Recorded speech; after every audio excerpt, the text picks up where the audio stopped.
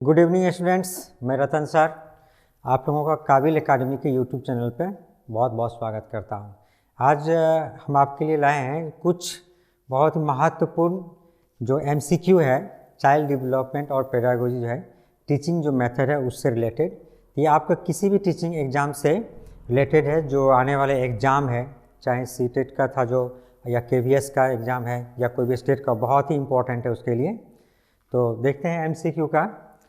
जो पहला क्वेश्चन है, most classroom in India are multilingual and this needs to be seen as by the teachers. यानी एक ही कक्षा में बहुभाषी बच्चे रहते हैं, विभिन्न तरह के बच्चे हैं, अलग अलग भाषा के, संस्कृति के। इसको एक शिक्षक को कैसा लेना चाहिए, इस बहुभाषा को एक समस्या के रूप में, प्रॉब्लम, रिसोर्स एंड ऑब्स्टेकल, या ये बोथर, तो किस रूप में लेना चाहिए। ये जो आपका था इंक्लूसिव एजुकेशन, समावेशी शिक्षा, उसके अनुसार यानी विभिन्नताएं जो है बहुत ही जरूरी हैं। इसको एक सोर्स के रूप में शिक्षक को लेना चाहिए। तो इसका सही उत्तर क्या हो जाएगा? रिसोर्स। क्या हो जाएगा? एक रिसोर्स के रूप में लेना है, एक संसाधन, जिसे हिंदी में क्या कहते हैं? संसाधन के रूप में। नेक्स्ट है mistakes and errors made by students. यानी जो बच्चे हैं जो भूल करते हैं, जो गलतियां करते हैं, ये क्या है? तो are indicative of the failure of the teacher and the students, should be seen as opportunities to understand their thinking, should be severely deal to it, are a wonderful opportunity to level childrens as weak और outstanding. तो इसको हम लोग को देखना है कि समावेशी शिक्षा है, जो आज का जो शिक्षा व्यवस्था, जो चाइल्ड सेंट्रिक शिक्षा व्यवस्था है, उसके अनुसार देखेंगे कि बच्चे यदि क्या कर रहा है, गलती कर रहा है, तो कैसे लेना है, तो हमें क्या करना है। तो यहाँ बताया गया are indicative of the failure of the teacher and the students. नहीं, टीचर और स्टूडेंट्स का ये फेल्यूर, टीचर्स का भले हो लेकिन स्टूडेंट्स का तो फेल्यूर नहीं हो सकता, कि बच्चे जो गलतियाँ कर रहे हैं उसको फेल्यूर के रूप में नहीं लेना है। Should be seen as opportunities, यानी एक अवसर के रूप में लेना है, अवसर टू अंडरस्टैंड देयर थिंकिंग, यानी एक अवसर लेना है कि बच्चे क्या सोच रहे हैं, यानी क्या गलतियां कर रहे हैं, उसके बारे में उसकी सोच कैसी है, यानी उस गलती को कैसे सुधारा जा सकता है। जब बच्चे गलती नहीं करेंगे तो उस गलती को हम लोग कैसे सुधार सकते हैं।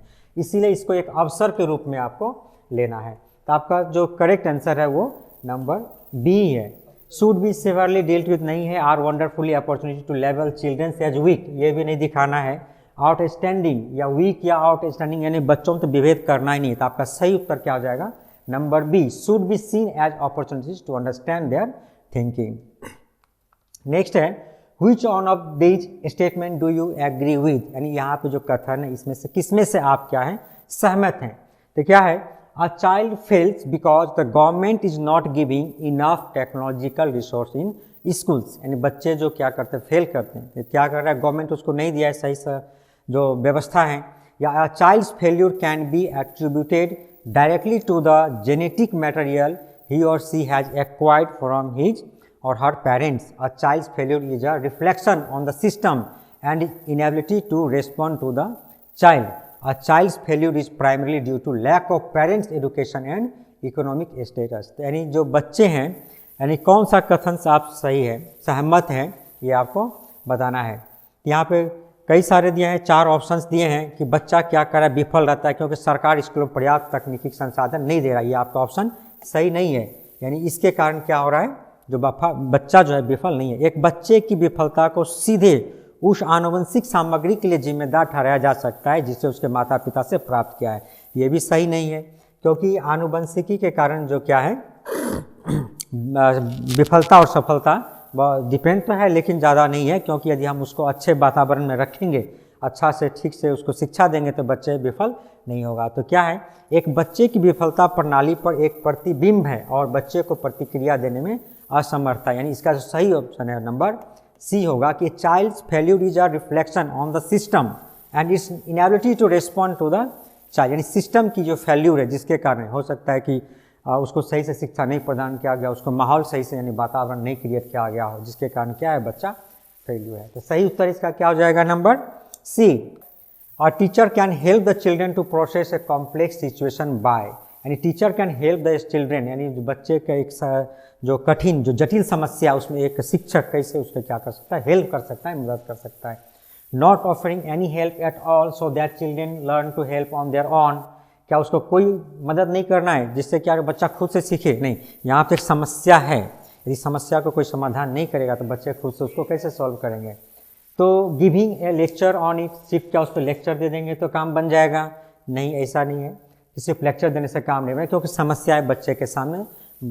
तो नेक्स्ट क्या है, breaking the task into small parts and writing down instructions, encouraging competitions and offering, या कि इसका सही उत्तर क्या हो जाएगा, number C, breaking the task into smaller part, यानी क्या करना है, जो जटिल समस्या है, जटिल समस्या को छोटे छोटे टुकड़ों में क्या करना है, भाग कर देना है, अलग कर देना है। उसके बाद राइटिंग डाउन इंस्ट्रक्शन, उसके बाद उसको इंस्ट्रक्शन देना है कि कैसे इसको करना है। इससे क्या होगा, बच्चा उस समस्या को समाधान कर लेगा। तो सही उत्तर इसका क्या हो जाएगा, नंबर सी है। वहीं पर डी क्या बता रहा है, encouraging competition and offering a high reward to the child who complete the task first, नहीं, इस तरह से कंपटीशन बच्चों में नहीं करवाना है, या जो कर लिया उसको टास्क जो उसको रिवार्ड करेंगे इस तरह से नहीं करना है, कंपटीशन की भावना बच्चों में पैदा नहीं करना है। तो सही उत्तर क्या हो जाएगा, नंबर सी, यानी कार्य को छोटे भागों में तोड़ना और निर्देश लिखना, ये क्या इसका सही उत्तर है। नेक्स्ट है, expecting students to reproduce knowledge in the same way as it is received, यानी ये अपेक्षा करना कि जिस तरह से बच्चा सीखा है उसी तरह से बच्चा क्या करे, उसको व्यक्त करे। इसके लिए क्या है, प्रभाव क्या है, is an effective assessment is problematic because individuals interpret experience and do not reproduce knowledge as it is received, is good since we record everything as it is in our brain, is good since it is easy for the teacher to assess। इसका सही उत्तर क्या हो जाएगा, इसका सही उत्तर है नंबर बी, यानी क्या कर रहे हैं, जो आप क्या कर रहे हैं, बच्चे जिस तरह से रिसीव कर रहा है आप चाह रहे हैं कि बच्चे उसी तरह से क्या करें, उसको व्यक्त कर दें, यानी तो इज प्रॉब्लमैटिक, क्या एक समस्या है, यह क्या है समस्या, because individual interact experience and not produce, यानी जो प्रत्येक व्यक्ति का जो ग्रहण करने की क्षमता है वो तो अलग अलग होती है, लेकिन सभी जो ग्रहण करते हैं पूरी तरह से उसको व्यक्त नहीं कर पाते हैं। तो इसका सही उत्तर क्या हो जाएगा, नंबर बी, क्या इसका सही है। नेक्स्ट है, when students are given an opportunity to discuss a problem in group they are learning curves, यानी बच्चे को दिया गया एक टास्क, यानी एक ग्रुप में क्या अवसर प्रदान किया गया कि ग्रुप में इस समस्या का समाधान करना है, तो ग्रुप लर्निंग है। तो देयर लर्निंग कर्व्स क्या हो जाएगा, remain stable, declines, remain the same, या बिकम्स बेटर, यानी ग्रुप में बच्चे क्या कर रहे हैं, एक साथ डिस्कस कर रहे हैं तो उसकी समस्या क्या होगा, यानी जिस चीज़ के बारे में डिस्कस कर रहे थे क्या होगा, जो बहुत सारे बच्चे अलग अलग तरह से उसको क्या करें, समस्या का समाधान देंगे, इस तरह से बच्चे बहुत सारे चीज़ सीखेंगे, उसका थिंकिंग डेवलप होगा, विभिन्न चीज़ों के ऊपर वो सोचेगा, तो क्या होगा, ये उसका बेटर होगा, यानी थिंकिंग बेटर होगा, उसका समस्या का समाधान बहुत तरह से निकालने की कोशिश करेंगे, नॉलेज का शेयर होगा, सभी बच्चे इसको जानेंगे, तो क्या होगा, या बिकम बेटर, यानी बेहतर हो जाता है। सही ऑप्शन होगा नंबर डी। नेक्स्ट है, the pace of development varies from one individual to another but it follows pattern, यानी जो डेवलपमेंट की गति है, डेवलपमेंट की जो गति है वो वैरीज फ्रॉम इंडिविजुअल, माने एक दूसरे से क्या होता है, अलग होता है, सब में अलग अलग होता है, प्रत्येक व्यक्ति में क्या होता है, उसकी गति अलग अलग होती है, लेकिन क्या बता रहा है, बट इट फॉलोज पैटर्न, ये पैटर्न को फॉलो करता है, किस पैटर्न को फॉलो करता है, haphazard and unpredictable, sequential and orderly, ये टो टू हेड, मतलब जो ये डेवलपमेंट का जो गति जो अलग होता है सभी इंडिविजुअल्स में, किस पैटर्न को करता है, फॉलो, एक अनुक्रमिक और व्यवस्थित, यानी सीक्वेंशियल एंड ऑर्डरली। इसका सही उत्तर क्या हो जाएगा, नंबर सी, नंबर सी इसका क्या है, सही उत्तर है। नेक्स्ट जो है, which one of the following is correct about development, development के बारे में कौन सा इसमें से क्या है सही ऑप्शन है, डेवलपमेंट के बारे में, यानी विकास के बारे में। Social culture context play an important role in development, development is unidimensional, development is discrete है, development begins and ends at birth. चौथा ऑप्शन जो आपका क्या है, गलत है, चौथा ऑप्शन, यानी क्या बता रहा है, development begins and ends at birth, development जन्म के साथ शुरू होता है और समाप्त हो जाता है, ऐसा नहीं है। डेवलपमेंट क्या है, यानी जीवन पर्यंत चलने वाली प्रक्रिया है, यानी बच्चे के जन्म के पहले से ही ये क्या होता है, या जन्म के साथ ही शुरू होता है, और लेकिन चलता कब तक, जब तक उसकी मृत्यु ना हो जाए तब तक ये चलता रहता है, यानी आदमी के जब तक जीवन रहता है तब तक डेवलपमेंट चलता रहता है, कुछ ना कुछ विकास होता रहता है। विकास क्या है, डेवलपमेंट इज डिस्क्रीट, यानी डेवलपमेंट क्या है, असतत है, ये क्या है, गलत है, इसके बाद है डेवलपमेंट इज यूनिडायमेंशनल, नहीं, डेवलपमेंट यूनि नहीं, क्या होता है मल्टी डायमेंशनल, विभिन्न भागों में विभिन्न दिशा में क्या होता है मल्टी डायमेंशन होता है। ये भी क्या है, इसका ऑप्शन गलत है। सही क्या है, social culture, socio culture context plays an important role in development, यानी सोशियो कल्चर जो है समाज का सांस्कृतिक संदर्भ जो है ये विकास में बहुत ही इंपॉर्टेंट रोल निभाता है, सामाजिक सांस्कृतिक। तो सही उत्तर क्या हो जाएगा इसका, नंबर ए क्या है, सही है। नेक्स्ट देखते हैं, why do individuals differ from one another, यानी जो व्यक्ति एक दूसरे से भिन्न क्यों होते हैं। सभी में जो है जितने भी व्यक्ति तो सब एक दूसरे से भिन्न होते हैं, सब में डेवलपमेंट का रेट अलग होता है, सब में सीखने की गति होता है वो अलग होता है। ऐसा क्यों होता है, किस कारण पे डिपेंड करता है। Due to the inborn characters, यानी ये जन्म के कारण होता है, जन्मजात विशेषता होती है, या due to the interplay between the heredity and environment, या because each individuals has received a different gene set from his और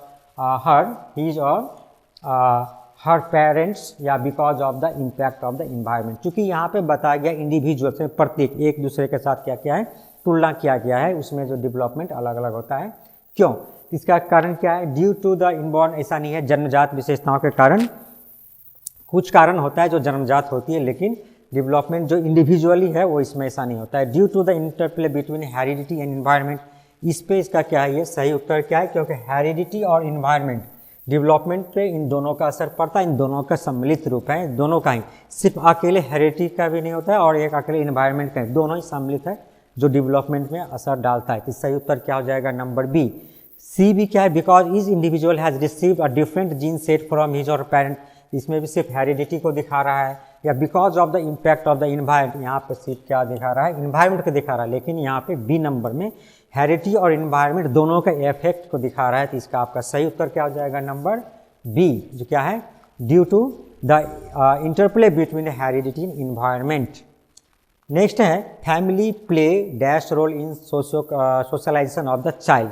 फैमिली यानी जो परिवार का है कौन सा भूमिका होता है, जो सोशलाइजेशन समाजीकरण की प्रक्रिया में परिवार किस भूमिका में, an exciting, a primary, a secondary, not so important, यानी परिवार तो पहला चौथा नंबर तो ऐसा ही गलती है, बहुत ही महत्वपूर्ण भूमिका आती है, क्योंकि बच्चे क्या होता है सबसे पहले परिवार में होता है, परिवार में पैदा हुआ, परिवार में जो है पहला जो उसका शिक्षा है, किसी भी तरह का बोलना हो चलना हो किसी परिवार में ही होता है। तब बच्चा का क्या है वो प्राइमरी, यानी जो इसको एक होता है जो सोशलाइजेशन का दो भाग, एक प्राइमरी और secondary.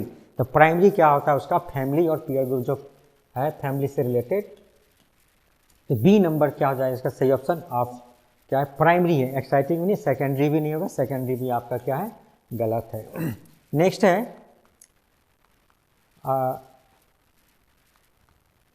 Which of the following is a correctly matched pair, इसमें से पेयर में मैच किया गया है, आपको बताना है कि कौन सा जो मैच है वो सही है। पहला क्या है, formal operational child imitation begins imaginary, नहीं, फॉर्मल ऑपरेशनल चाइल्ड क्या है बड़े हैं, यानी ये क्या है फॉर्मल ऑपरेशन में 7-8 साल या उससे बड़े बच्चे जो हैं 7-8 साल का, ये है फॉर्मल ऑपरेशनल चाइल्ड में। तो इमिटेशन उस समय इमिटेशन नहीं करता, बहुत छोटा बच्चा इमिटेशन करता है, यानी 2 साल का या उससे छोटा बच्चा इमिटेट, इमेजनरी प्ले है, ये क्या है मैच आपका सही नहीं होगा। एक है infancy applies logic and able to infer, दूसरा है यहाँ पर pre operational child deductive thought है, concrete operational child is able to conserve and classify है।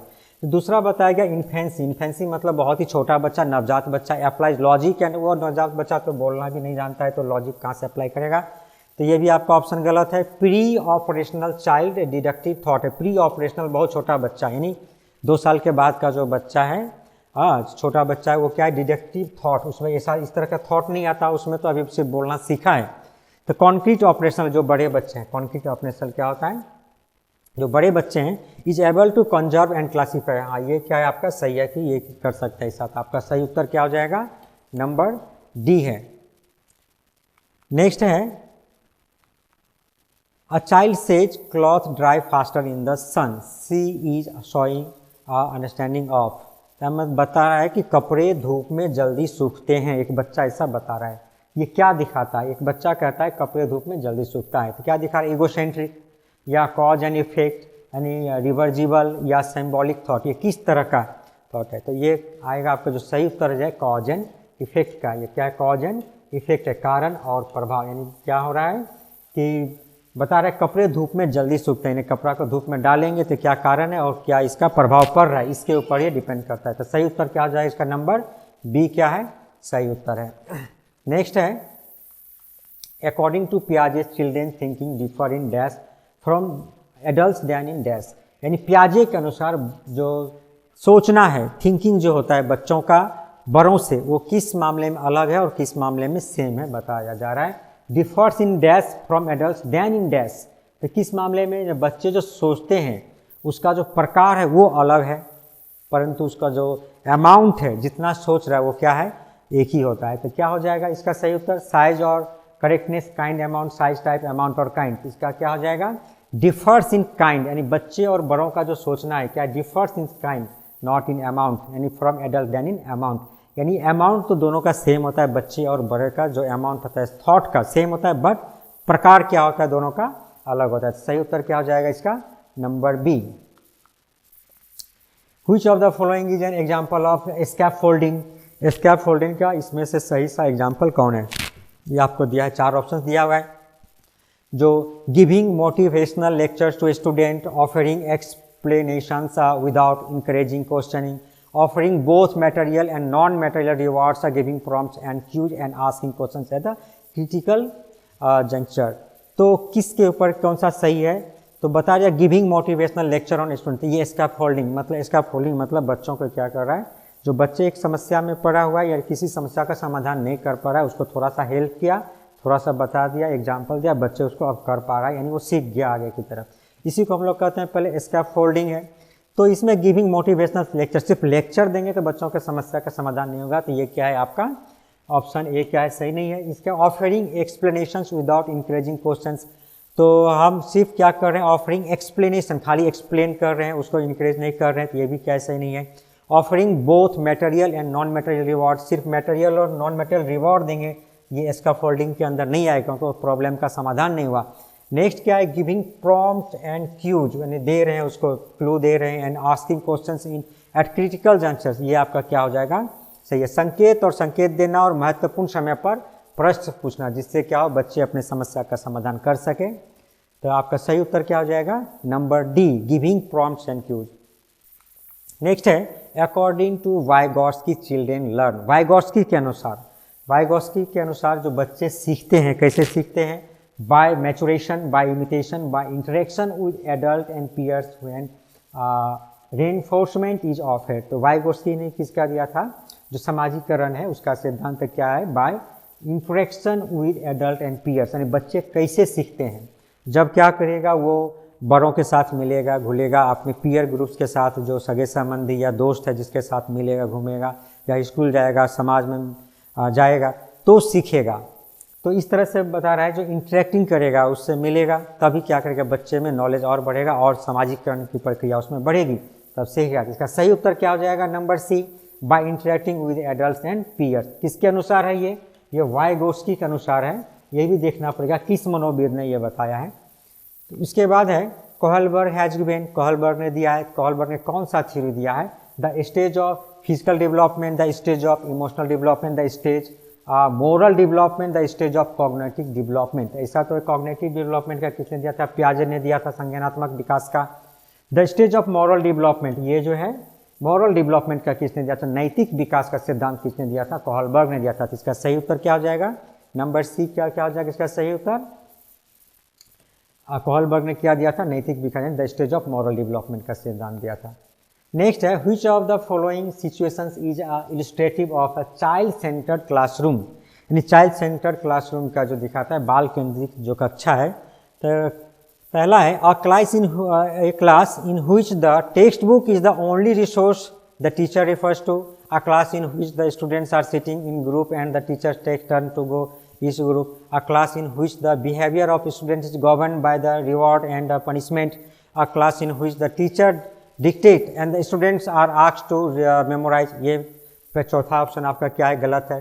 क्या बता रहे, चाइल्ड सेंटर, बाल केंद्रित कक्षा बता रहा है। तो चौथा इसमें क्या बोला है, एक class in which the teacher dictate, teacher सिर्फ डिक्टेट करेगा और क्या करना है, सिर्फ मेमोराइज करने के लिए बता रहा है।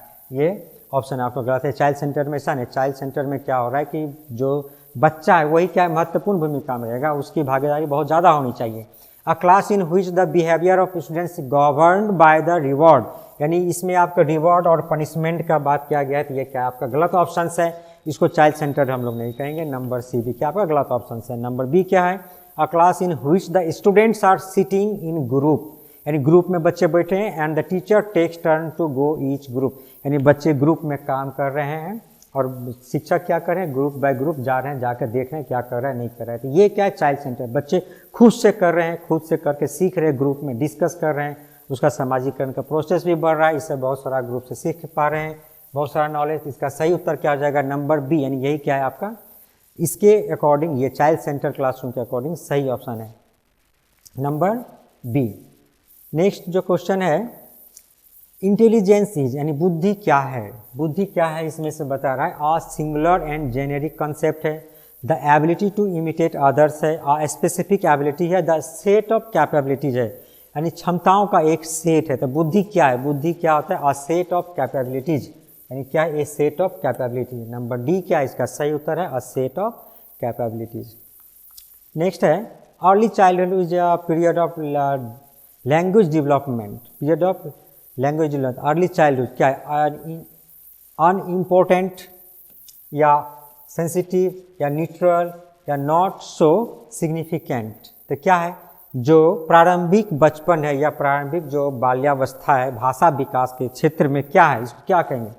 तो यहाँ पे जो दिया गया है अनइम्पोर्टेंट, ऐसा तो नहीं है, जो उसमें बच्चे तो बहुत कुछ सीखते हैं, तो बहुत ही क्या है महत्वपूर्ण है, तो पहला ऑप्शन क्या है गलत है। और दूसरा बता रहा है कि ये क्या है, सेंसिटिव है या संवेदनशील है, ये ऑप्शन क्या है नंबर बी सही है। और न्यूट्रल है या तटस्थ है, ऐसा नहीं है। और नॉट सो सिग्निफिकेंट, एक इतना महत्वपूर्ण नहीं है, ये भी ऑप्शन क्या है गलत है, ये भी गलत है। सही उत्तर क्या हो जाएगा नंबर बी, असेंसिटिव, यानी जो बाल्यावस्था में बच्चे भाषा का जो उसमें विकास हो रहा है वो क्या है सेंसिटिव, बहुत ही संवेदनशील है। नंबर बी आपका सही आंसर है।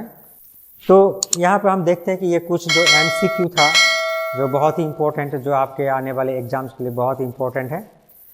तो इसी तरह से यदि आप हमारे जो YouTube चैनल पर नए हैं तो हमारे चैनल को सब्सक्राइब कर दें और बेल आइकन को दबा दें, जिससे हमारे आने वाले जो शिक्षा से संबंधित जितने भी या साइकोलॉजी से जो चाइल्ड पेडागोजी CDP है या पेडागोजी है, इससे संबंधित जितने भी वीडियो हैं आपको मिलता रहे और आपको सुविधा प्रदान करे आने वाले एग्ज़ाम में। धन्यवाद।